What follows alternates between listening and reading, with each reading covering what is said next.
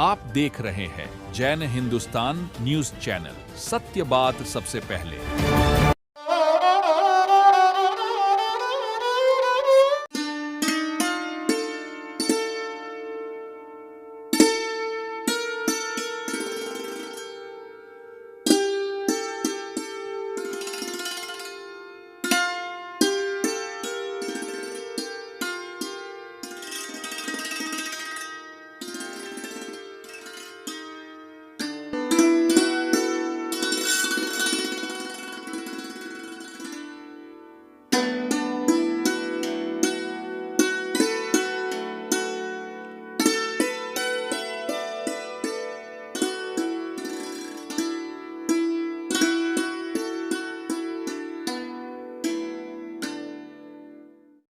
नमस्कार। रूबरू कार्यक्रम के तहत हम आज केंद्रीय मंत्री रामदास आठवले साहब के साथ बातचीत कर रहे हैं। आठवले साहब, क्या लगता है कल का जो माहौल था वह देश के लिए क्या संदेश लेकर आया है?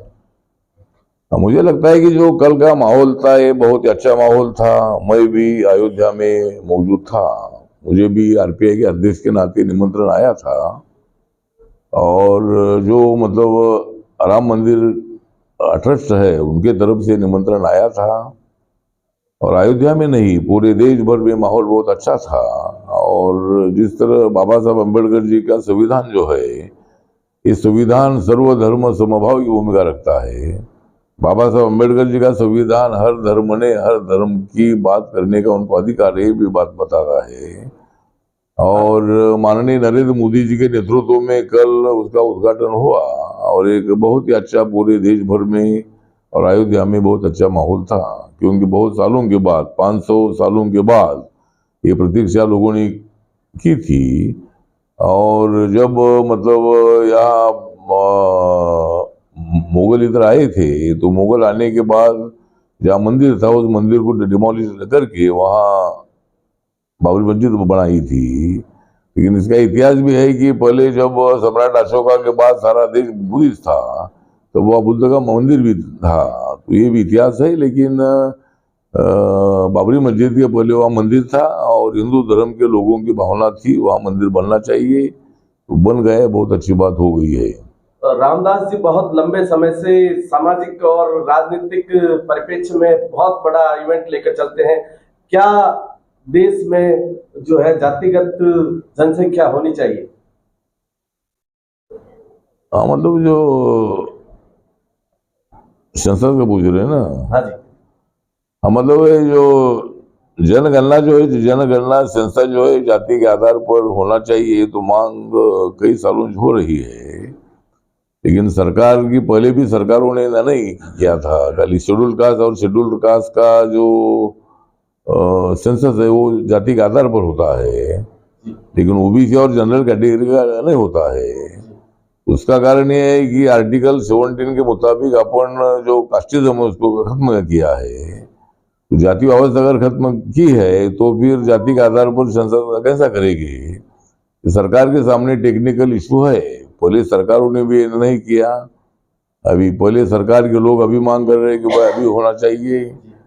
तो अभी की सरकार की भी ये डिफिकल्टी है, लेकिन उसके बावजूद भी मेरी पार्टी की तरफ से मांग है कि भाई जनगणना जो है जाति के आधार पर होनी चाहिए।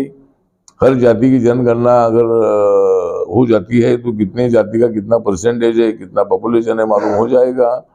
इसीलिए मेरी पार्टी की मांग है कि सरकार ने इस पर गंभीरता से विचार करना चाहिए और जाति के आधार पर जनगणना होनी चाहिए। इंडिया गठबंधन जो है वो कह रहा है इस बार हम गठबंधन के साथ आ रहे हैं, लेकिन रामदास आठवले जी का कहना है कि तीसरी बार मोदी आ रहा है। इसमें क्या बड़ा लॉजिक है? नहीं, जो इंडिया के नाम पर जो गठबंधन बनाया है, लेकिन वो गठबंधन जो है गठबंधन खाली मोदी जी को हराने के लिए है।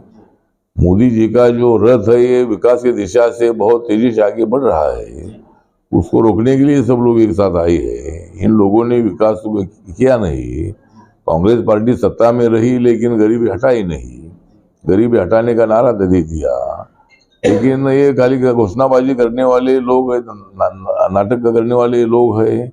और इसीलिए मतलब एक अकेले मोदी जितना अच्छा काम कर रहे हैं उसको हराने के लिए सब लोग एक साथ आए हैं, तो ठीक बात है, लोकतंत्र में उनको आने का अधिकार है, लोगों को कन्विंस करने का अधिकार है। लेकिन इंडिया के नाम पर गठबंधन करने वालों को इतनी सफलता बिल्कुल नहीं मिलने वाली है। और अब की बार मोदी सरकार, अब की बार 400 पार, ये हमारी भूमिका है। और बीजेपी और एनडीए 400 से ज्यादा सीट जीतेगी, ऐसा हमें पूरा विश्वास है। आठवले साहब कहीं न कहीं दलित और शोषित वर्ग के लिए लगातार काम करते आ रहे हैं।